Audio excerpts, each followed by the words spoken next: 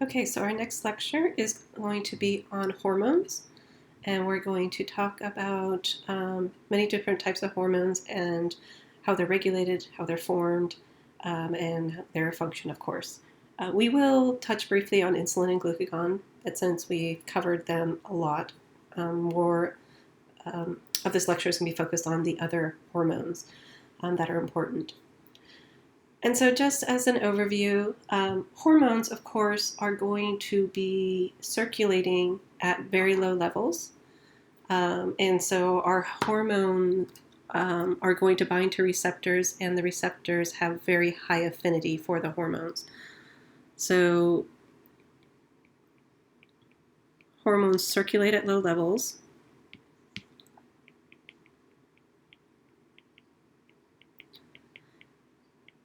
And they're going to bind to high affinity hormone receptors.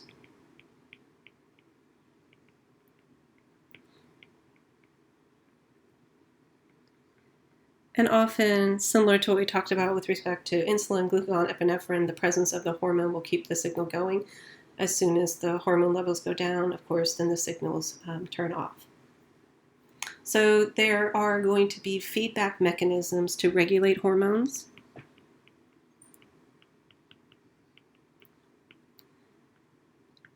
And another thing is when hormones get released, they have to travel through the blood. And so they're going to be bound by carrier proteins.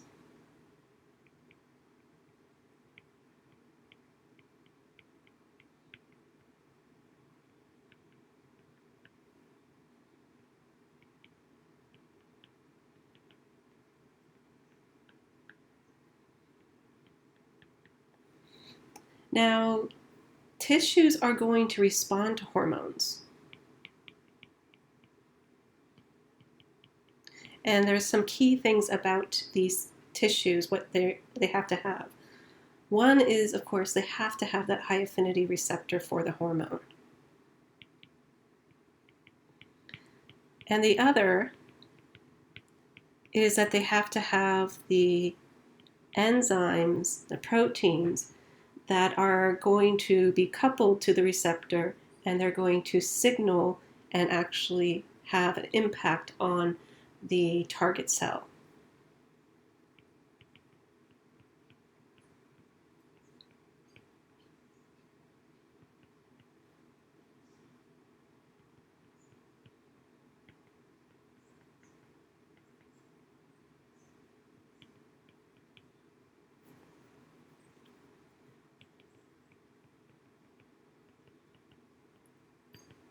And most of this is directly linked to metabolism. So whether you're going to have a hormone that stimulates growth, whether you're going to have a hormone that stimulates things being broken down, anabolic, catabolic reactions, etc. So they are going to be interwoven in with metabolism. And with the signaling apparatus, you can think of the hormone is the first signal.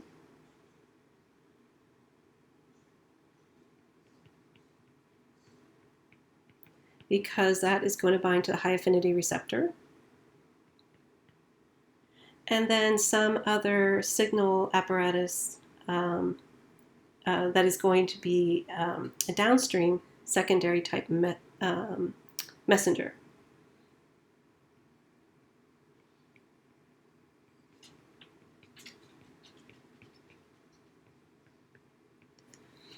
So for example, cyclic AMP. We talked a lot about cyclic AMP, and that is considered a secondary messenger. Now, there are going to be some hormones that don't function this way. And so some hormones are going to diffuse across the membranes, and they're going to bind to intracellular receptors. And these are going to become tissue transcription factors. And so those are our steroid plus thyroid hormones.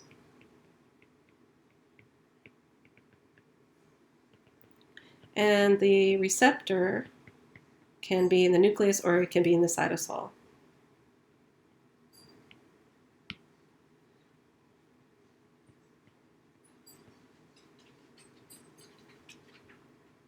Now, many of our peptide hormones are going to be made by neural tissues.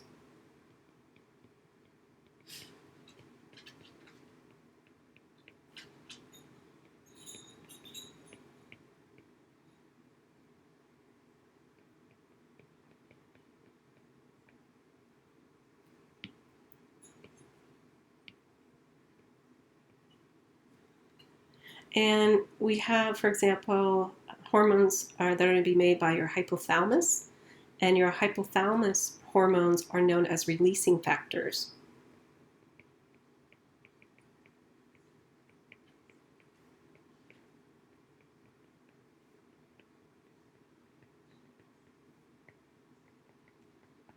And then your releasing factors made by your hypothalamus are going to initiate a cascade of events in the pituitary that's going to lead to the release or the exocytosis of anterior pituitary hormones.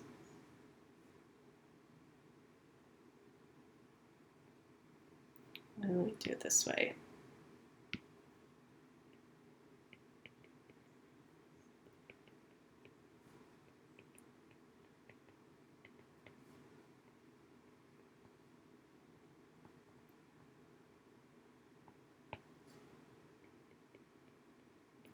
And then, of course, all of this is going to be tightly regulated, just as insulin and glucagon are tightly regulated. Your peptide hormones made by neural tissues, as well as your thyroid hormones, etc., are all going to be tightly regulated. Now, let's talk about some specific hormones. So we have with our anterior pituitary, they are going to secrete, or it is going to secrete 6 hormones listed here. You have your adrenocorticotropic hormone, thyroid stimulating hormone, follicle stimulating hormone, luteinizing hormone, growth hormone, and prolactin. And so all of these are going to be made preformed into vesicles. So they are stored in vesicles. And they have to, your pituitary has to be stimulated in order to get them to fuse the vesicles with the cell membrane and release the actual hormone. And so what stimulates the pituitary to do this are your hypothalamic hormones. So here's a laundry list of hypothalamic hormones. You have your corticotropin releasing hormone, thyrotropin releasing hormone, gonadotropin releasing hormone, etc. So again, your hypothalamus is making all of the releasing hormones.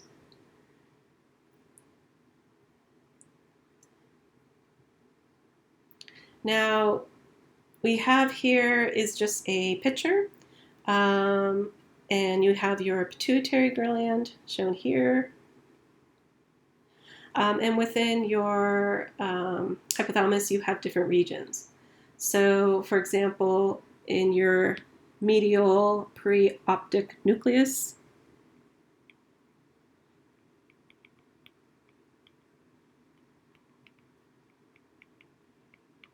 you are going to produce your gonadotropin releasing hormone.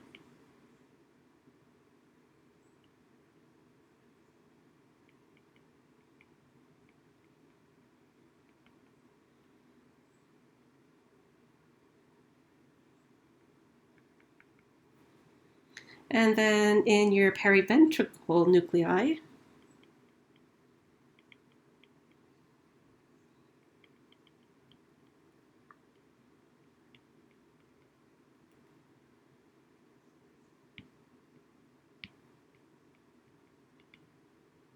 you're going to be producing somatostatin.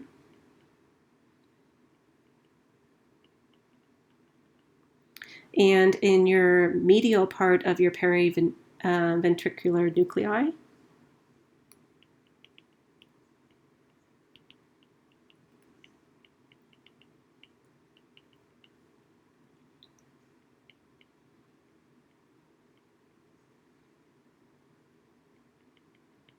you're going to make your thyroid releasing hormone as well as your corticotropin releasing hormone.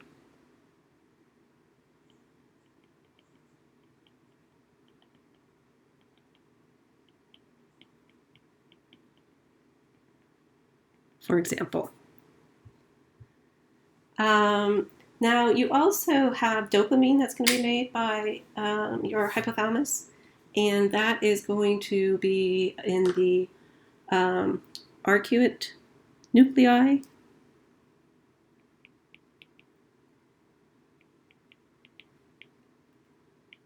Oops, sorry about that. But that's also going to make your growth hormone releasing hormone.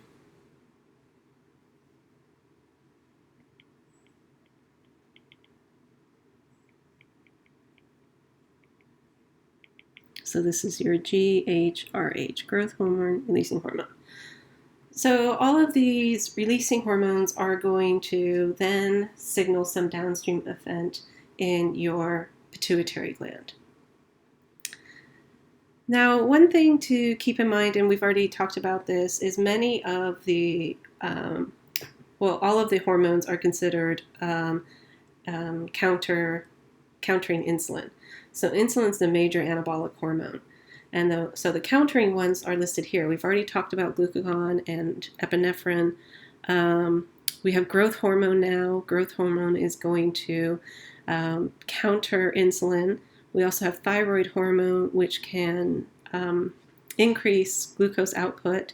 It doesn't really affect your glucose uptake, though. And so, again, insulin is the major anabolic. That has not changed. And all of these that we're going to be talking about are just going to continue to counter insulin. So insulin we already talked about many times. It's, of course, a peptide hormone. It has these sulfide bridges, these disulfide bridges. It is the major anabolic hormone. The hormone is going to stimulate storage. So as you guys know, it stimulates storage. We have our glycogen.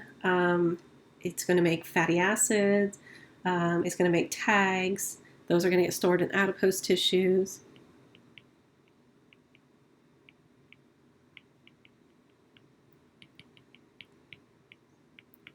Etc. So what insulin actually does when it signals, remember we talked about insulin, it signals through that tyrosine receptor, and part of that tyrosine receptor is going to initiate the MAP kinase cascade, which has a transcription factor. And so it is going to regulate about 50, greater than 50 proteins in which it stimulates their synthesis.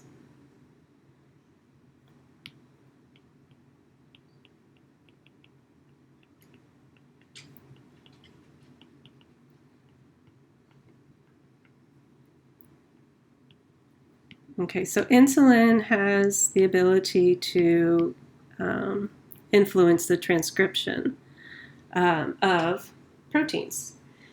There are also some other growth factors that we're going to talk about. There are insulin-like growth factors.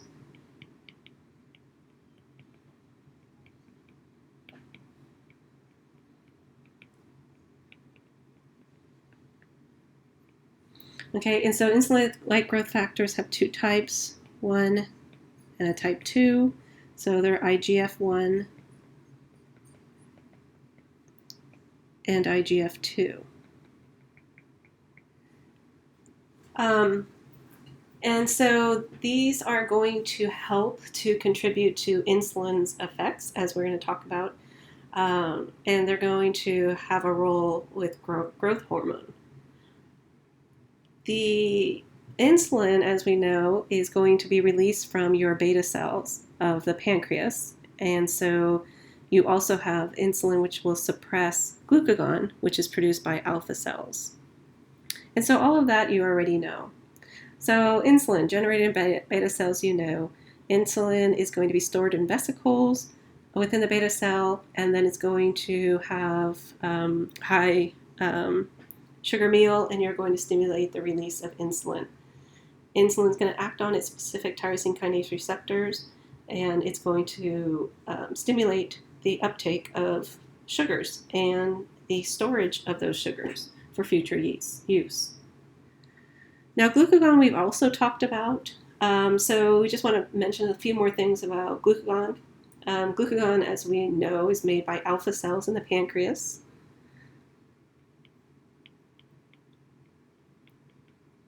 And it's really the major counter-regulatory hormone against insulin.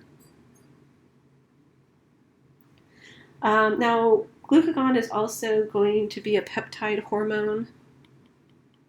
It's made as a pre-glucagon in your alpha cells.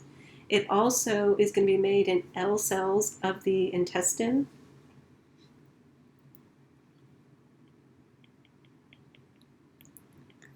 And the product is going to be different if it's made in the alpha cell versus if it's made in the L cell. So again, you always start with this pro-glucagon peptide, and in the pancreas, you're going to cleave that peptide and generate glucagon, which we've been talking about. You cleave it, and you also make a few other fragments as well. You have in the pancreas 4 peptides in kind of tandem, and in the gut and the brain, you have these peptides are also going to be 4 peptides in tandem. You have glucagon-related protein peptide 1, glucagon-related peptide 2. And so the release of these are going to have various combinations depending on what tissue it's in. And the different forms in different tissues are going to have different half-lives. So the half-life of pancreatic glucagon is about 3 to 6 minutes. And as we know, it's going to signal through those cyclic AMP PKA receptors.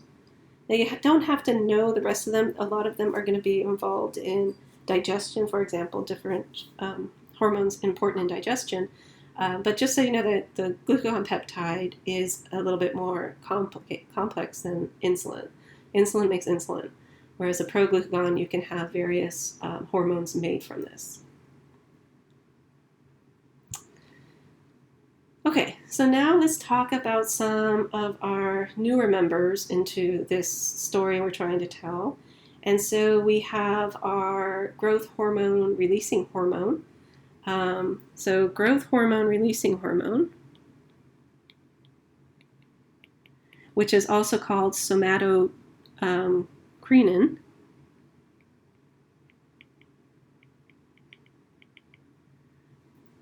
And this is going to have multiple signaling pathways. It's going to signal through cyclic AMP. It's going to signal with calcium, calmodulin. And then we have our growth hormone releasing inhibitory hormone. So the growth hormone releasing inhibitory hormone. And this is somatostatin. And this is going to inhibit the release of growth hormone, and it binds to G coupled receptors, and it's going to bind to the inhibitory G alpha receptor. So it's going to bind to the G alpha inhibitory, so it gets that little I receptor. Now, somatostatin is made as a pre-peptide.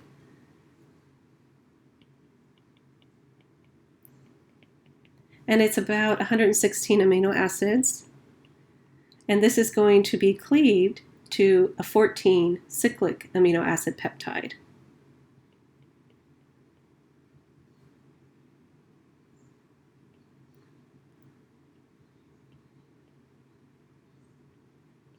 And it's known as SS14 because it has these sulfur groups. Now, in the gut, well, let's start. So the hypothalamus is, of course, going to secrete somatostatin. The somatostatin is also going to be secreted by delta cells.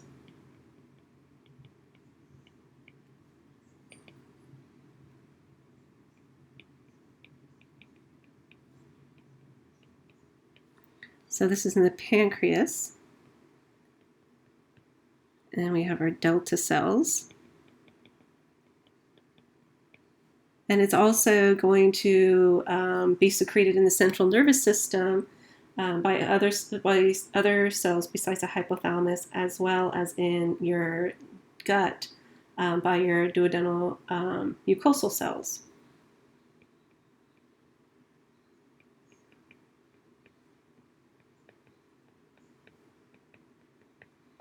Now, in the gut, I'll just highlight it. So we're talking about the gut now. In the gut, your pro-somatostatin is going to be SS28. And this is 10 times more potent than the SS14.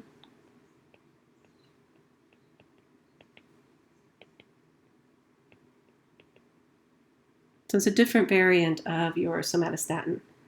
Now, somatostatin is going to inhibit the release of growth hormone. Oops.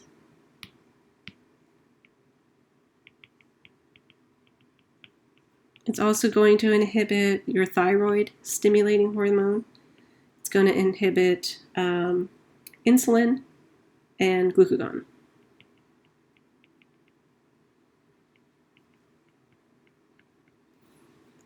There are 5 different receptors for the hormone, and they're all going to be G-alpha inhibitory.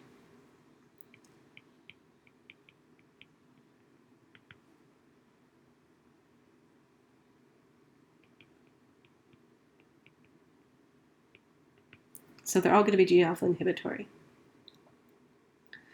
Now, somatostatin, here it is going to be used to treat certain cancers, and especially if they are under the influence of growth hormone secreting tumors in the pituitary. And if you don't treat these tumors, you can lead to giantism because growth hormones can be secreted in excess. And this occurs usually in babies or in children before the closure of the growth centers at the end of long bones. And also, if its growth hormone is chronically secreted after the closure of the growth centers, then you get acromegaly if the growth hormone is in excess. So let's talk a little bit about growth hormone. This is also somatotropin.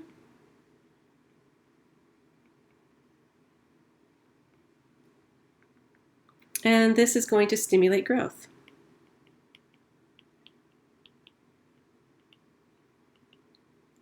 Now this is going to be made in the somatotrophs of the anterior pituitary.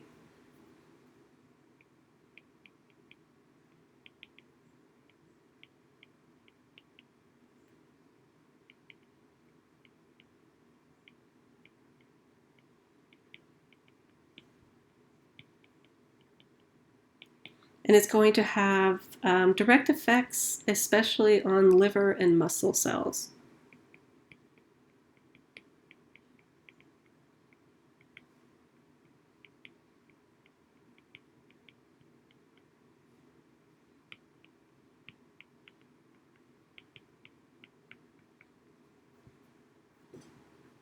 So it's going to cause an increase in blood glucose level, and it's also going to decrease some of the amino acids in the blood.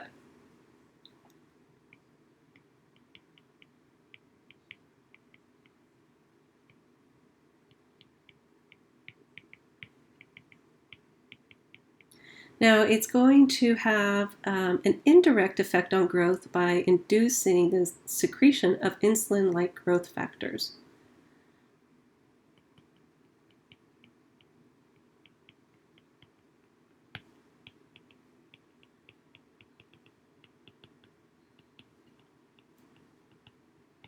And these are made by the liver. Now, insulin-like growth factors, or IGFs, that we just mentioned a little bit earlier, are going to be our somatomedians.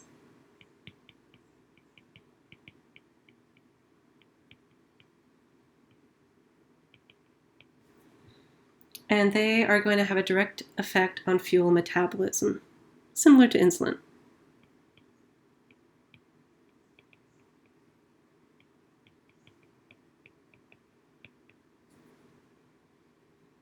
And we'll come back to insulin growth factors in a bit. So growth hormone has a plasma half-life, so it hangs around for about 20 to 50 minutes, so it's relatively long.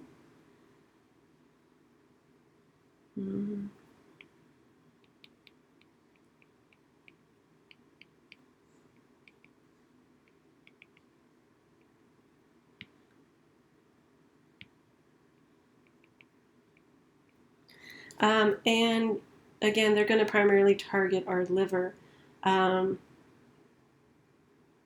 So growth hormone is going to be targeting or increasing synthesis of many proteins, including the IGF-1.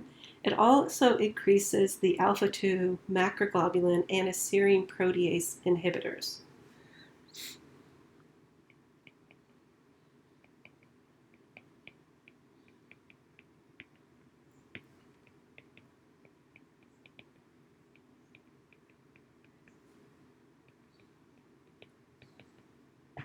So, of course, we know what serine proteases are. We talked about serine proteases. They're the proteases that have serine in their active site. And some examples of serine proteases are going to be, of course, digestive enzymes. So your muscle cells, liver cells, and adipocytes are going to have growth hormone receptors. And these are going to affect glucose and amino acid transport, as well as lipolysis. All right, so growth hormone is associated with cytoplasmic tyrosine kinases for their signal transduction. In the muscle, your growth hormone is going to increase amino acid transport into the cell.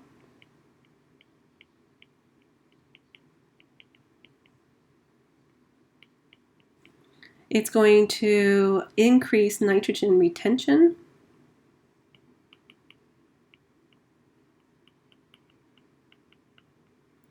It's going to increase the formation of lean tissue and increase energy expenditure.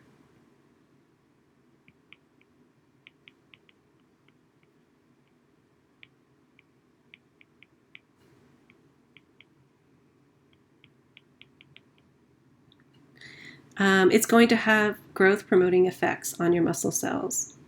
It also is going to stimulate the liver to make IGF-1, especially. And this is going to have an insulin-like reaction to the body, and it's going to help. Insulin-like growth factor levels will contribute to the differentiation of your muscle cells, for example, as they grow. So growth hormone is going to overall lead to skeletal, muscular, and visceral growth. Now, regulation of growth hormone is going to be complex, but its major influence is, of course, going to be hormones. The release is going to be stimulated by growth hormone releasing hormone. So here's growth hormone releasing hormone. And this can be stimulated by low blood glucose or an increase of blood amino acids. And it also can be stimulated by sleep rhythms. When you're sleeping, you're releasing growth hormone, stress, or exercise. And so these are all going to target the hypothalamus as inputs. The hypothalamus will release growth hormone releasing hormone, which is somatostatin, and then that's going to stimulate your anterior pituitary to release growth hormone. And then growth hormone is going to make insulin-like growth factor, or it's going to stimulate the formation and release of insulin-like growth factor here. And insulin-like growth factor is going to negatively regulate not only the release of your growth hormone releasing hormone from your hypothalamus, but it's also going to inhibit the release of growth hormone from your anterior pituitary. Now, your somatostatin is also going to have a negative effect on your anterior pituitary and releasing your growth hormone. So again, most of the regulation of growth hormone is going to be by other hormones, such as insulin growth factor, like growth factor, and also your somatostatins.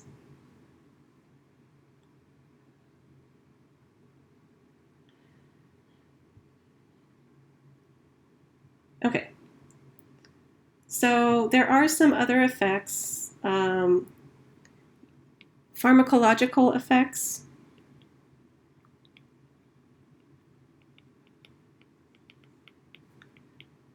And this would be in the form of drugs. So those, you can give somatocrine, or you can give somatostatin.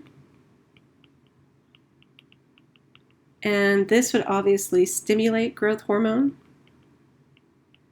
and this would suppress growth hormone. There's also pathological stimulants and suppression. So for our stimulants, you have starvation. You have anorexia. And these are going to stimulate growth hormone. And then you have obesity. You have hypothyroidism. Oops. And it's actually both hypo or hyper.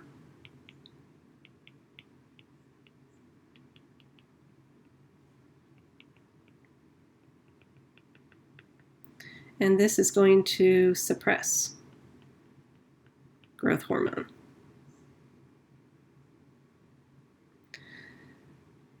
Now, overall, growth hormone is going to have a lot of effects on different tissues. So it has an, in general, broad effect on energy metabolism. So it has a broad impact on actual energy.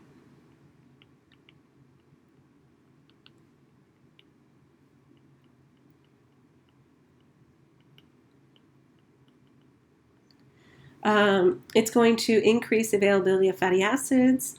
It's going to increase the sensitivity of your adipose tissue to the catecholamines.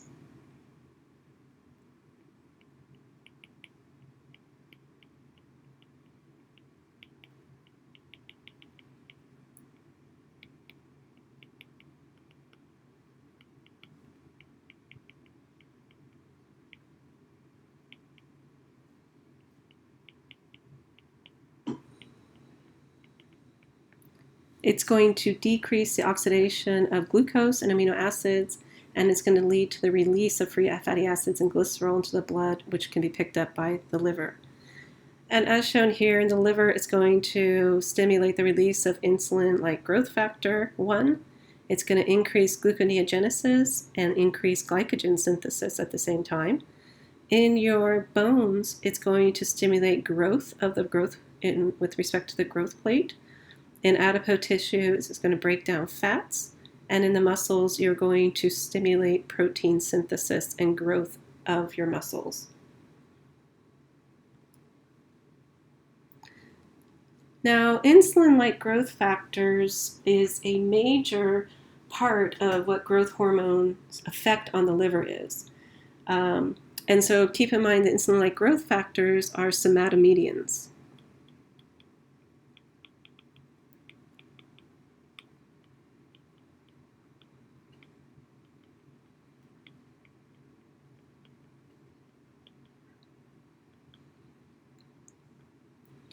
And so basically you're going to get, again, your hypothalamus having some sort of input, making growth hormone releasing hormone that doesn't stop. And then you're going to have growth hormone released from your pituitary. This is going to bind to a very specific receptor on the surface of the liver cell, of course muscles, other cells have that same receptor. The liver cell has the growth hormone receptor. This is going to increase your insulin-like growth factor synthesis. Your liver releases insulin-like growth factor, and insulin-like growth factor kind of amplifies the effects of growth factor because it promotes growth, especially in sulfonation of the bone tissues. So tissues will have an insulin-like growth factor receptor. This is a tyrosine kinase receptor, and it's going to promote growth. So your insulin-like growth factor is going to have a broad spectrum of cells that it can interact with. Insulin-like growth factor can have the same sort of similar response that insulin does in stimulating your metabolism. However, it is made at much smaller concentrations, so it's more potent than insulin. So this is more potent than insulin.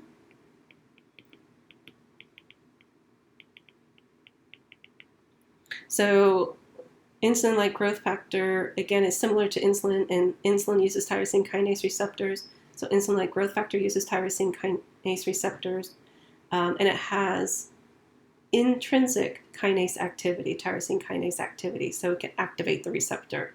So it is very potent. So insulin-like growth factor is made by the liver. It is going to be released in response to growth hormone.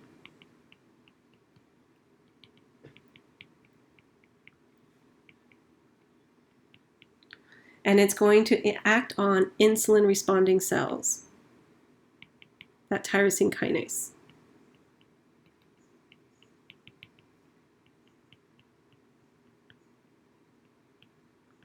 So of course, things like red blood cells would not respond to insulin-like growth factor. And how is it controlled? It's controlled by a lack of growth hormone.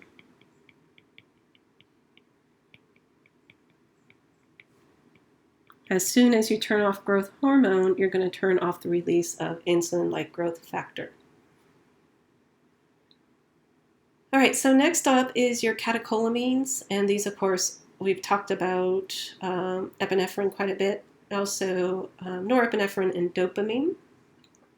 So norepinephrine is a neurotransmitter or a hormone, and these are going to be stress hormones, and they're going to increase fuel metabolism. Oops.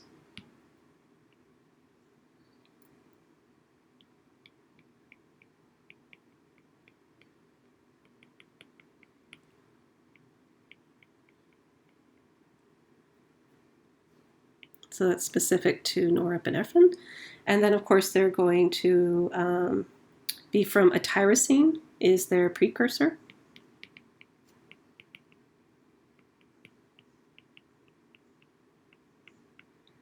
And they're going to have the androgenic receptors.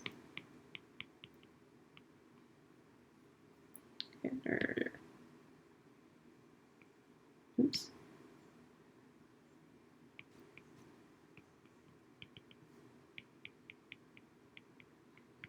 And there are 9 of them. There's going to be 6 alpha and 3 beta. So there's 9 total of these receptors. Your beta receptors are going to work through your G protein. So that's the adenyl cyclase, cyclic AMP, pKa.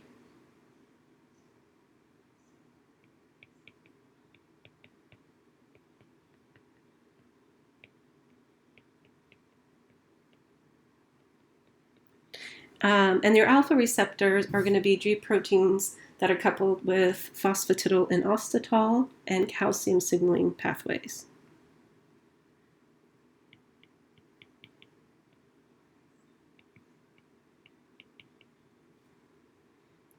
There are going to be different receptors on different tissues, and they're going to mobilize fuels.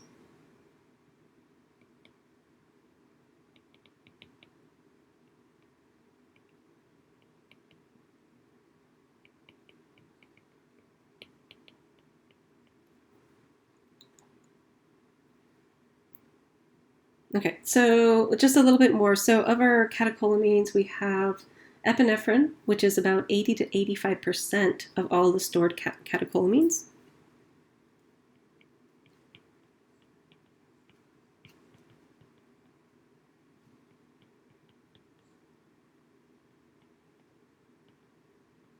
So it is the most common catecholamine.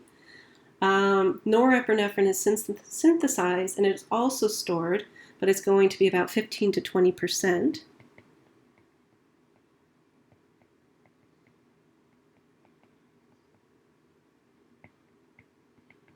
So again, epinephrine is the most stored. Your norepinephrine is going to be made by the central nervous system, but not in the adrenal medulla. Norepinephrine is released from the adrenal medulla into the blood or by other noradrenergic neurons. So it could be either a neurotransmitter, so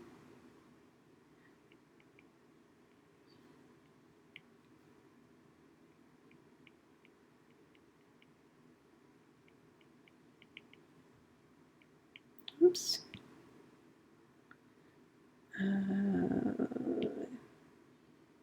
Okay.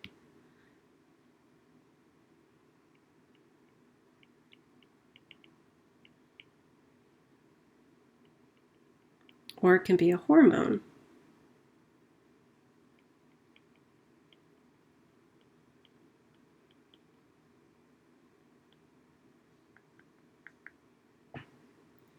Dopamine is going to be primarily a neurotransmitter and has no effect on fuel metabolism.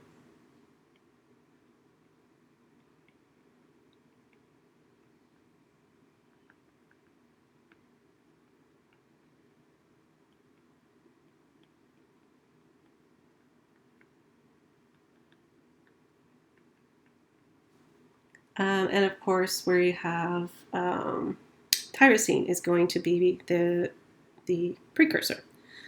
And so it all starts with, of course, tyrosine. So your tyrosine is going to use tetrahydrobiopterin. Oh, sorry. Tyrosine. Like this. We have tetrahydrobiopterin. And then this is going to generate DOPA first. And then you're going to have a aromatic decarboxylase with PLP.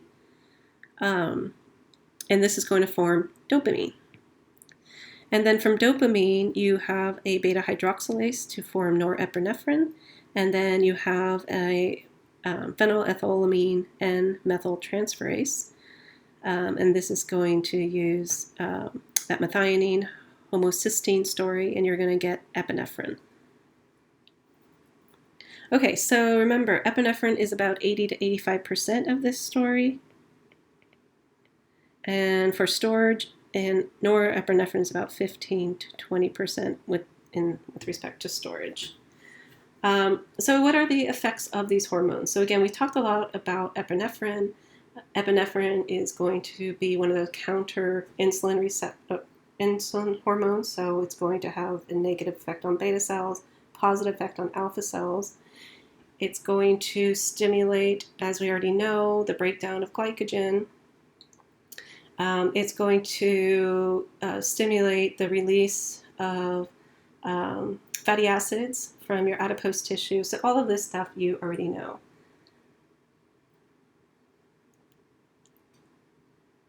Okay. So your epinephrine and norepinephrine are both going to have influences on the fuel metabolism, even though epinephrine is just shown here in this picture on the right. Simultaneously, both of them together can suppress insulin. Alone, they don't have as much of an effect on insulin release and signaling in cells as well. As I said before, norepinephrine is also going to be a neurotransmitter, and so norepinephrine is also going to affect the sympathetic nervous system.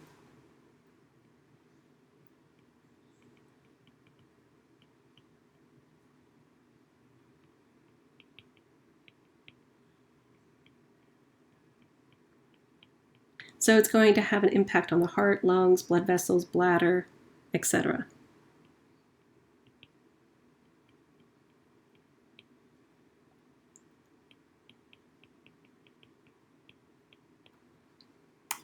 Your norepinephrine is going to increase your cardiac output, and overall systemic blood pressure will increase.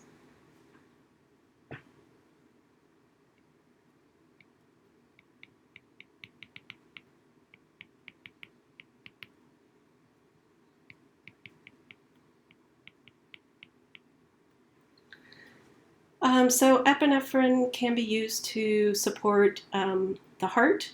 It can dilate inflamed bronchial muscles and decrease bleeding from organs, actually during surgery as well. Your catecholamines are very quick to bind to the receptors, and they're very quick to dissociate from the receptors. And so their effect on all of these systems that we're just talking about is very brief.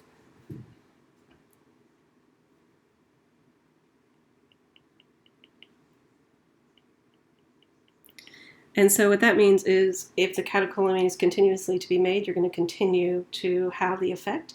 And if it's not continuously made, then your catecholamine, or the effect of catecholamine, is going to go away pretty rapidly. All right, and next we have our thyroid hormones. So our thyroid hormones are going to be derived from tyrosine. The secreted products from the thyroid are thyroxine T4 and triiodothyronine T3. So we have, these are the two released forms. And we have our T4.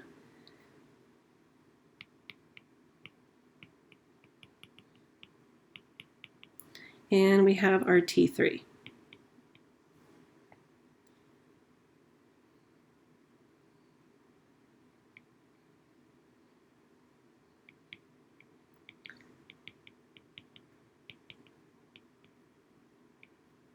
It was going in space. This is an R. Now, what does T4, T3 mean? Well, if you look at this, it means the amount of iodines they have. So in your T4, you have 4, and in your T3, you have 3. So that's where the numbers come from. Now these are going to use intracellular receptors.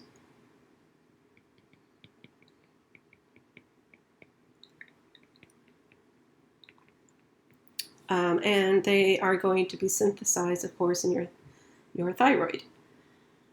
So the synthesis is going to take several steps. This is just a picture I found that kind of just shows in general what's going on. So you have your T4, which is your active form.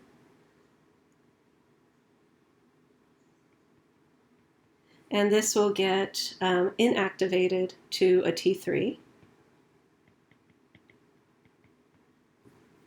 And has an RT3, which is inactivated T3. T3 is also active. And so there are different enzymes that are going to, when you take up your thyroid hormone, are going to either activate your thyroid hormone and allow it to go into the nucleus, where it is going to regulate gene expression. And the T3 is the regulator of gene expression, or it's going to inactivate the thyroid hormone. And so there's various enzymes that are going to be involved in this. And so you have, again, from your pituitary gland, your thyroid stimulating hormone, and this is going to bind to a receptor and initiate protein synthesis of thyroglobin. And thyroglobin is going to be released into the colloid space of your thyroid. And in the colloid space is where you actually build your T3 and T4. And then your T3 and T4 bound to thyroglobin will go back into the cell, where they're going to get cleaved from the thyroglobin and get released as free T3 and T4. Now, while this is happening, also your thyroid has to pick up iodine, because you need to have iodine to make T3 and T4. and that's through a iodine transporter. It's a co-transport with sodium. And then you have inside of your cell, you have a peroxidase, and this is going to, iodine is eventually also going to find its way into the colloid space. So thyroid hormone, again, goes back to the hypothalamus and the pituitary. So again, your hypothalamus is going to release your thyroid releasing hormone, and that's going to stimulate your anterior pituitary to release the thyroid stimulating hormone. This is going to activate your thyroid gland to make thyroxine, and that is going to negatively feed back and prevent more of the stimulating hormones from the hypothalamus or the thyroid stimulating hormone from the pituitary from being released. Okay, so with respect to thyroid hormone, there are some important transporters to know about. And so, again, we have our thyroid, and we're going to have our colloid space, and we're going to have a few receptors. This is over here, the blood.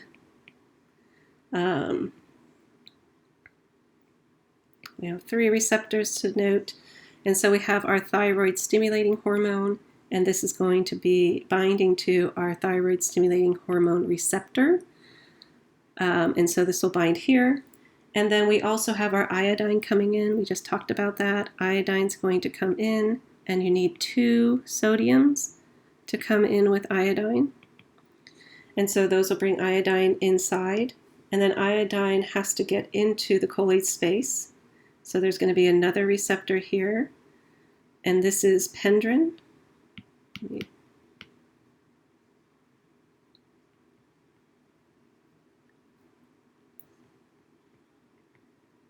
So pendrin, and so your thyroid, your iodine is going to be able to go into the colloid space through a receptor called pendrin. And then you also have a necessary to make a sodium-potassium gradient, because you're bringing in sodium, you need to create a gradient. And so you have to bring in 2 potassium, and then out will go 3 sodium. So that will keep that sodium gradient. And then once you have the thyroid stimulating hormone, that's going to, of course, stimulate the production of your, here's your nucleus, here's your ER. So this is going to stimulate the production of thyroglobin. So thyroglobin,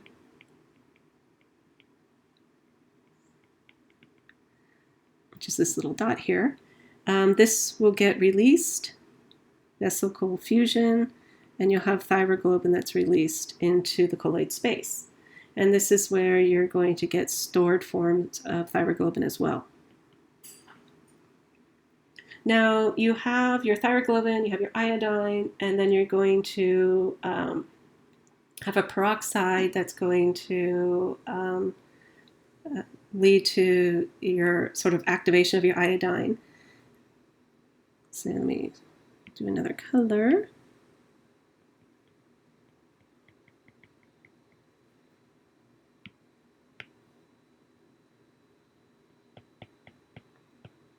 It's minus, and this is the stored form of iodine.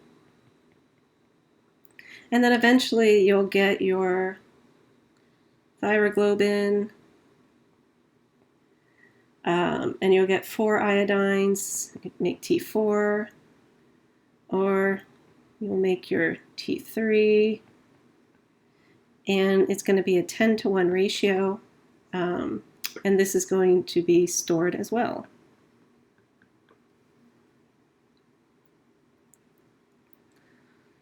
Okay, so the colloid space, so here's your colloid space.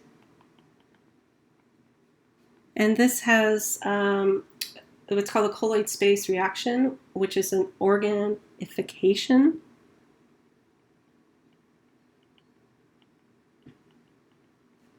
And for the first step, you're going to have oxidation of your iodine by your peroxide.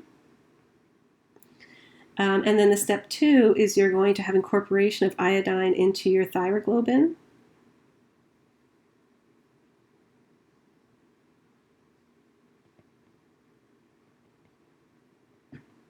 So, and this is basically going to build your T4 and T3.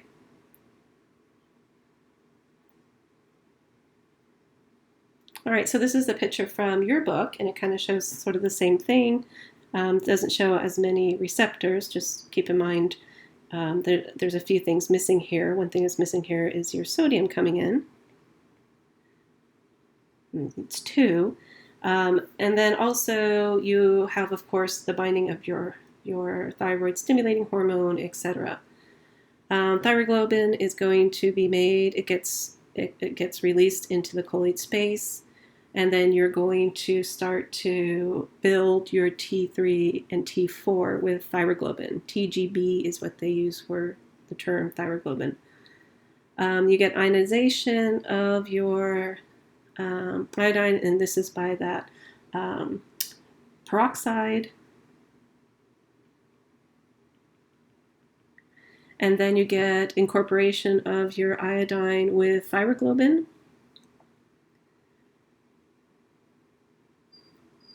And then this is going to form a product called, or it's going to form with it DIT.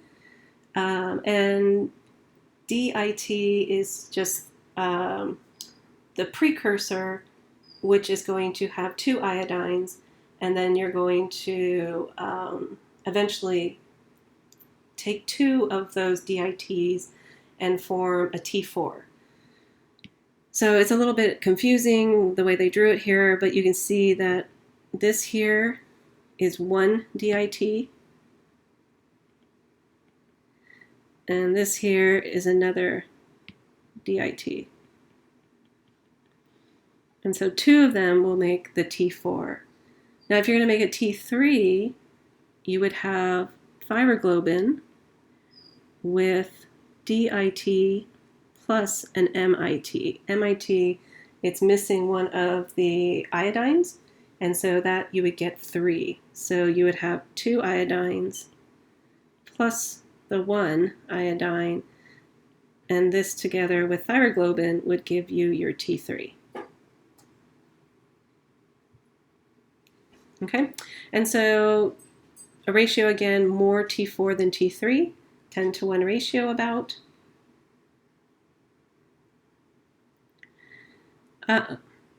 Now, they're of course going to get released when you have your thyroid stimulating hormone. So you're going to get removal of the thyroglobin and then release of your hormones into the blood.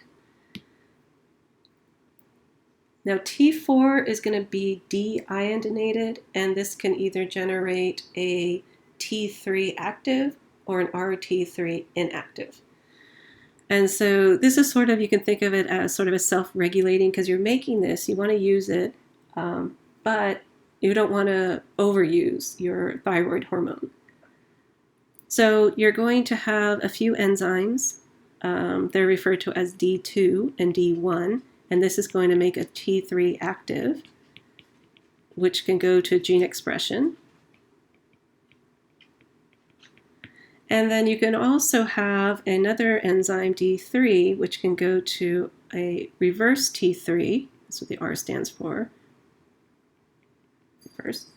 And then so this is going to block gene transcription.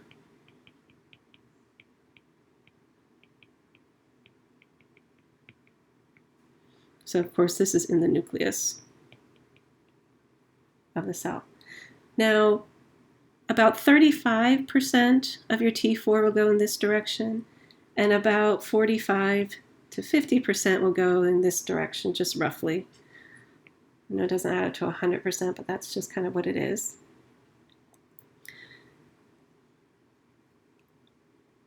Now your thyroid gland is going to secrete your T4 and T3 at different amounts. So T4 again is about 10 times as much. So your thyroid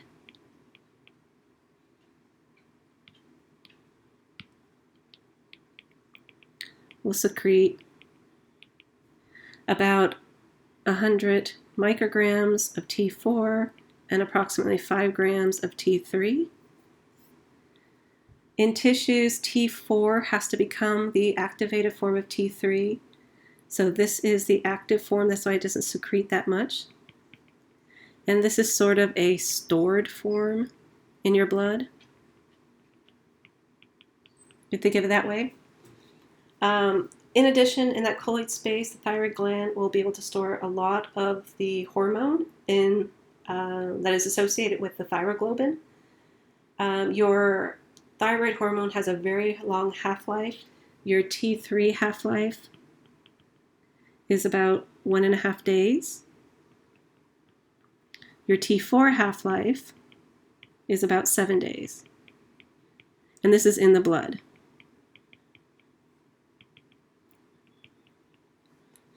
Okay, so what happens is your thyroid hormone is going to be released and it's going to bind to thyroid binding globulin. So it's somewhat like a serum globulin, but it's specific for thyroid hormone. And so it's going to help to keep thyroid hormone around so it has a longer half-life.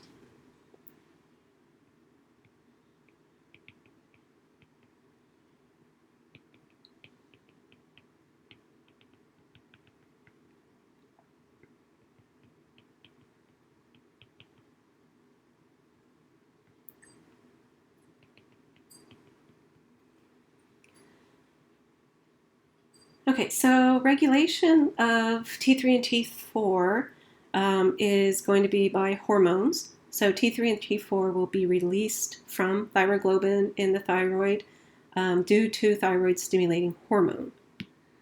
So again, thyroid stimulating hormone will affect the release of T3 and T4. Thyroid stimulating hormone is synthesized in the thyrotropic cells of the anterior pituitary. Let me see.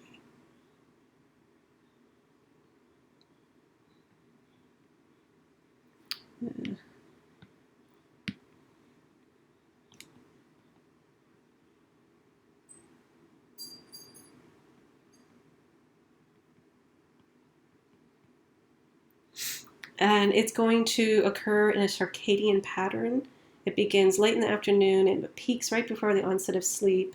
So it's released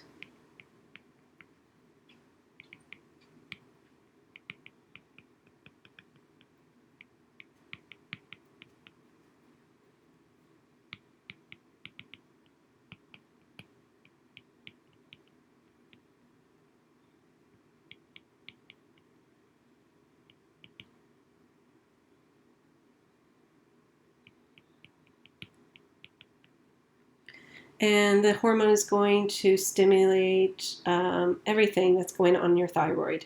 It's going to stimulate the uptake of iodine. It's going to stimulate the release of T3, T4, etc.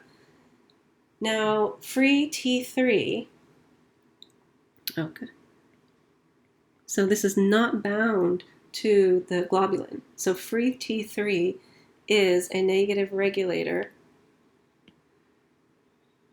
So free T3 is a negative regulator of both the releasing hormone and the stimulating hormone, not T4. So what does a thyroid hormone do? It's going to, in the liver, it's going to increase glycolysis, cholesterol synthesis.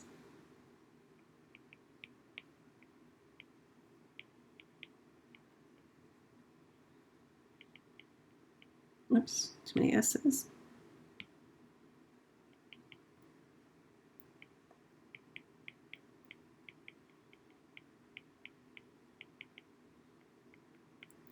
It's going to make the liver more sensitive to epinephrine.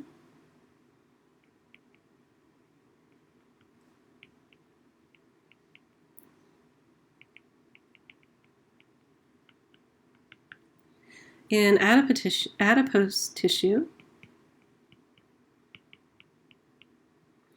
it's going to sensitize the adipocytes to the action of epinephrine and increase the availability of glucose to your fat cells. So your adipose tissue will use glucose.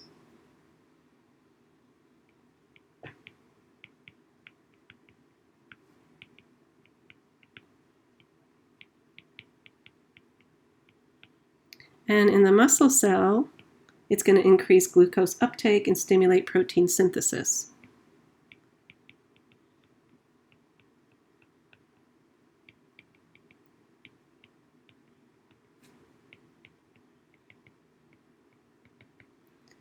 It can also increase heat production, and this is through stimulating ATP utilization and also through uncoupling. So your thyroid hormone can, let's put it over here, increase heat production.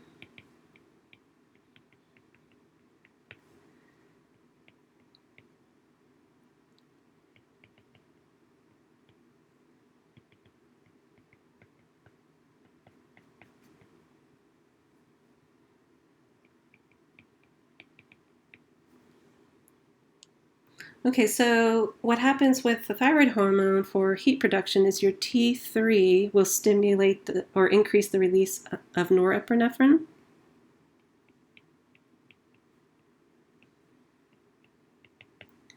And norepinephrine is going to stimulate therminogen. Do you guys remember therminogen?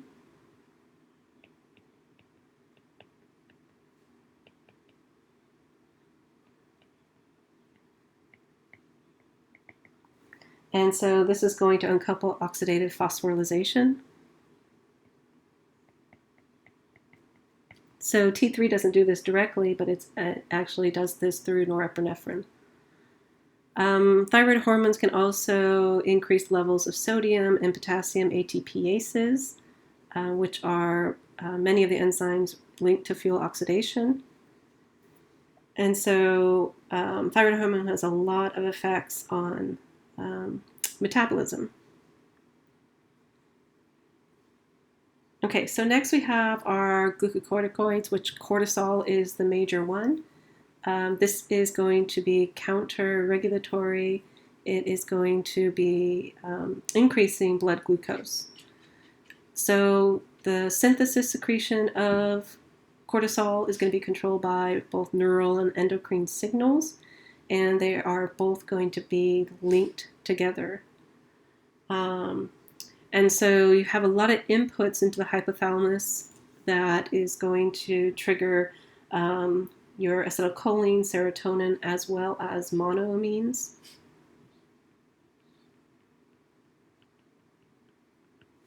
And those are going to trigger your release of cortisol-releasing hormone, which of course will then go to the pituitary.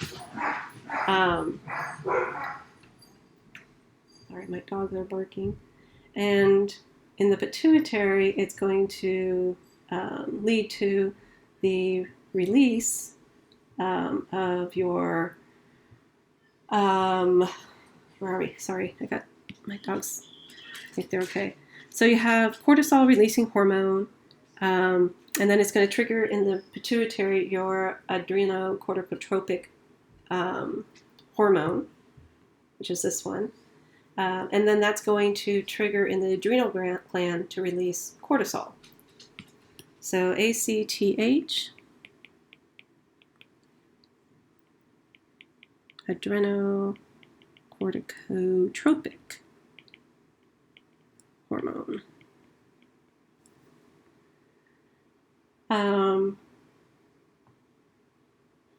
So your cortisol is going to feed back and regulate itself. So you can see that that's shown kind of there, where cortisol is going to have its own feedback regulation. The synthesis secretion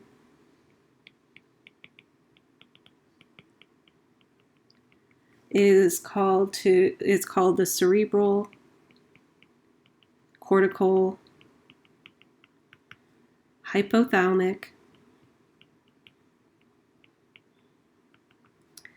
pituitary,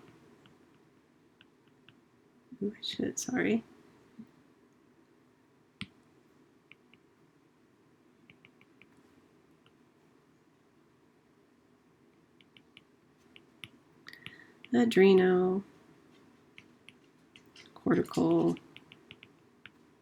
axis. And it's going to, of course, start with stress. So stress is really what's going to start this whole thing. Okay. So your cortisol stress is going to lead the production again to the secretion of your monoamines, acetylcholine, serotonin. So let me just put this. And this is going to eventually lead to cortisol, which is then going to regulate itself. Your adrenocorticotropic hormone is going to be released, and it's going to bind to receptors in the zona fasciculata and the zona reticulosum of the adrenal cortex.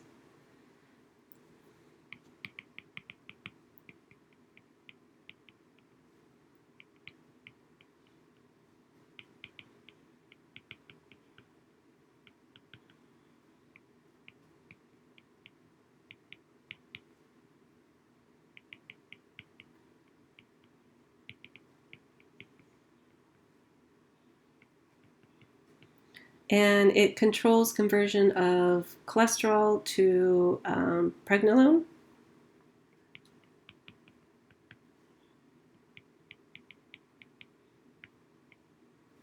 So that's that regulated step.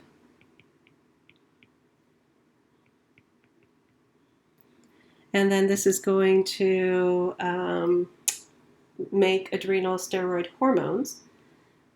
Cortisol,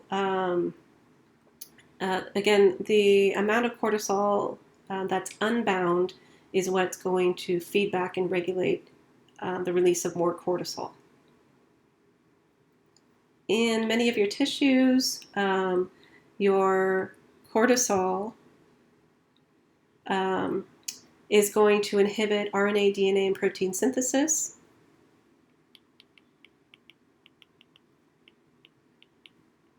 Of course, you're in stress, so you don't want to be making those.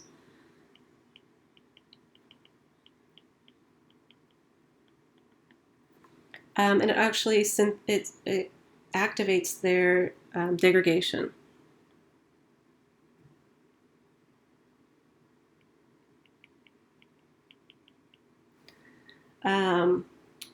When you have elevated levels, you're going to have glucose being taken up by cells.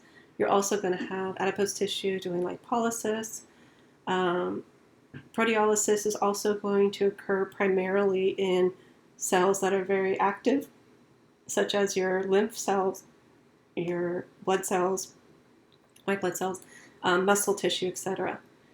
And then, of course, your liver is going to be similar to your what it's going on in more of a fasting stage. Your liver is going to use fatty acids, of course, and glycerol are going to generate glucose. So liver is going to go into your making glucose.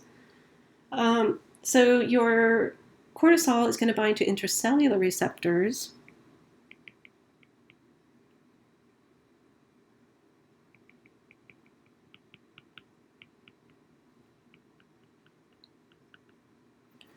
And then for the metabolism effects, it's also going to stimulate degradation of things. So again, your cortisol is going to be controlled by stress as a stimulant. Its release is going to be through your stress signals, and then you're going to get your ACTH made, which is then going to lead to the release of cortisol. You have cortisol receptors, which are going to be intracellular receptors, and the whole point is to mobilize fuels because you're in a stressful situation. All right, so intracellular receptors, cortisol, thyroid hormone bind to intracellular receptors, and they're going to cause mobilization of, or cortisol is going to cause genes that are going to be mobilizing fuels. The intracellular receptors, of course, are going to be bound by the hormone and become transcription factors and turn on genes. And so that's just what these two do. They don't bind to surface receptors like other hormones did. Now, the last part is just talking about hormones in your gut that are going to affect fuel metabolism. And so there's many different types of hormones in your gut. So you can see that we have our intestines and our stomach. We already talked about gastrin, and other things that are going to be released by your intestines are things like cholecystokinin, CCK.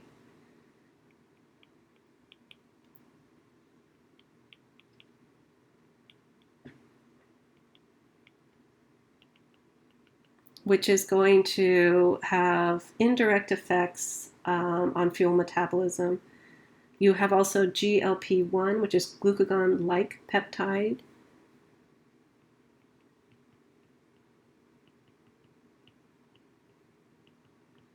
And that has a few effects. It's going to stimulate a feeling of satiety, so that you ate enough. You need to stop eating, for example. Nausea. And so glucagon-like peptide 1 is going to decrease your food intake. And then on glucagon-like peptide 1 also can affect your alpha cells in your pancreas and decrease glucagon secretion. Now, GIP is gastric inhibitory peptide.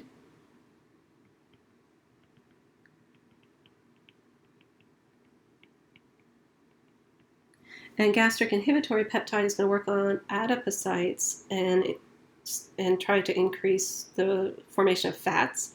It also is going to prep your beta cells and increase insulin secretion as well as synthesis. It kind of lets the beta cells know something's coming, so get prepared for something coming. Gastrin, of course, as we know, is going to lead to gastric acid secretion. There's also going to be another hormone that's called motilin. And this is made from your M cells in your gut. And it's going to stimulate gastric and pancreatic enzyme secretion.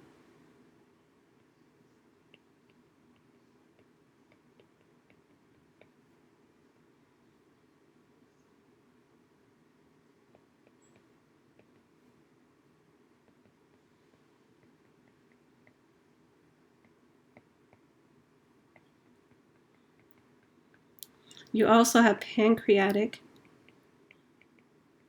polypeptide,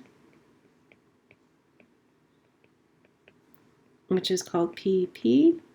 And this reduces gastric emptying, so it slows things down.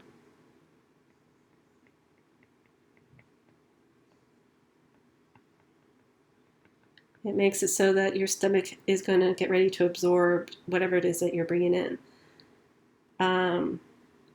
There's also peptide Y.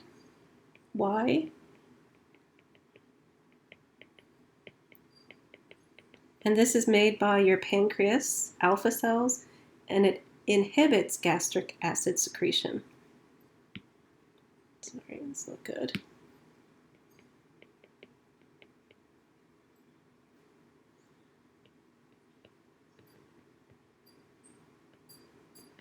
So those are the cells that make insulin. They also make peptide YY.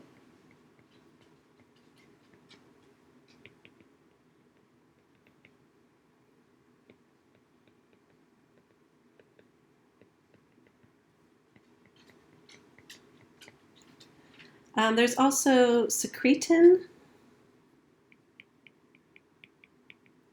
And secretin is going to be made by S cells in the proximal small intestine.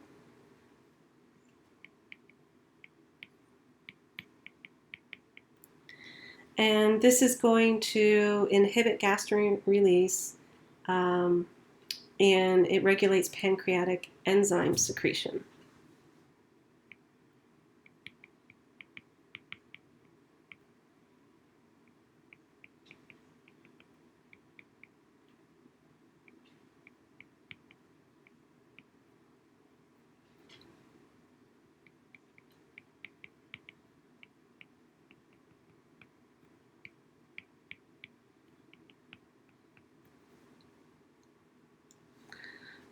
So again, you have GLP and GIP, and the GIP, or gastric inhibitory peptide, is also called a insulin secretagogue, and this is because it is part of the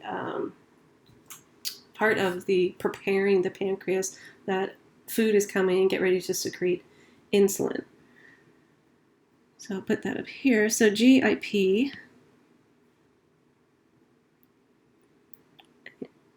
GIP plus GLP.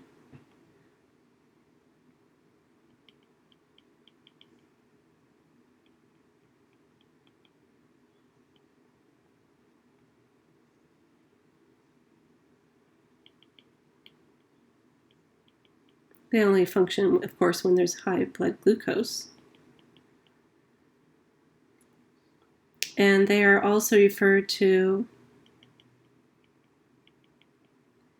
incretins. They stimulate the decrease of blood glucose via insulin secretion.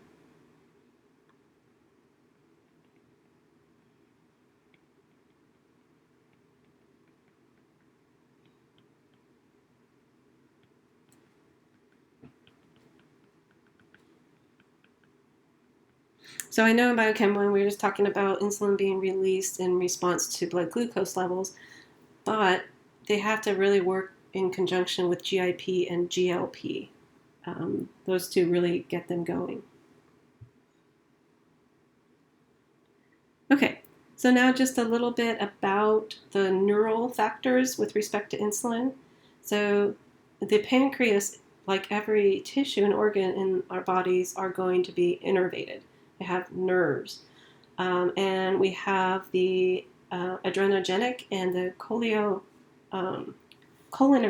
Sorry, not cholinergic. So we have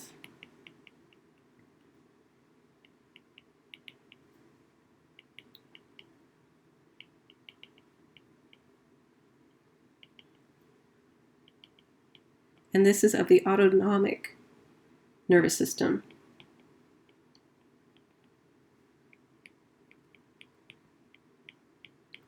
So if you have stimulation of the sympathetic and the parasympathetic system, this is going to increase glucagon.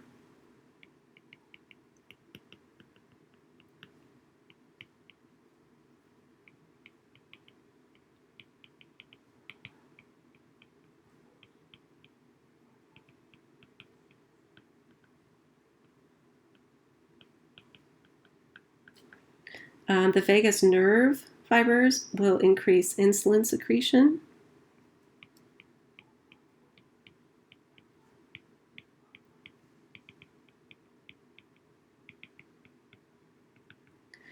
Sympathetic fibers can also suppress insulin secretion. And the sympathetic fibers will do this through alpha adrenoreceptors. Your sympathetic can suppress insulin also through the stimulation of somatostatin.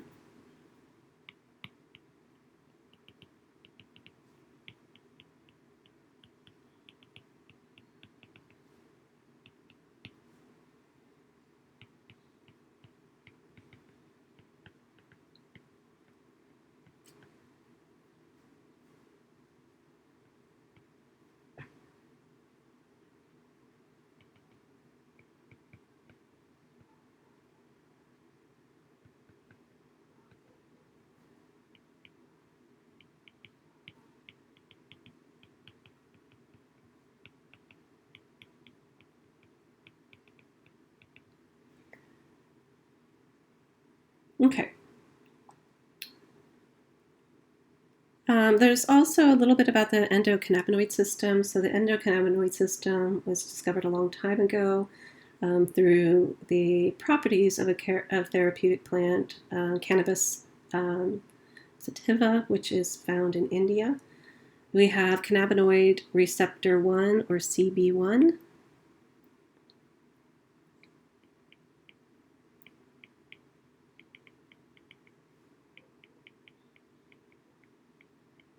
And this is going to be expressed in adipose tissue.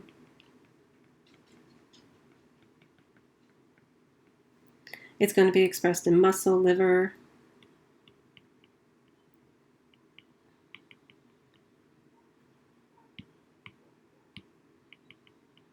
and your GI, pancreas, CNS.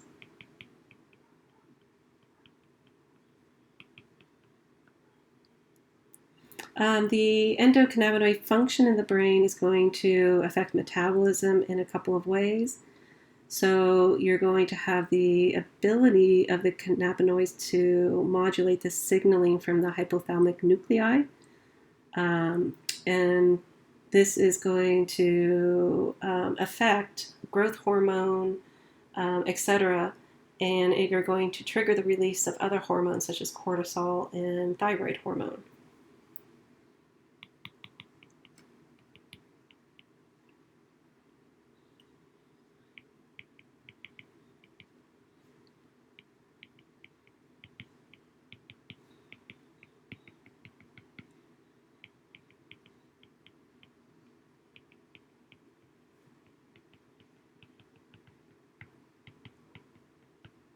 And also going to induce hyperphagia for highly palatable foods. So it's a reward system.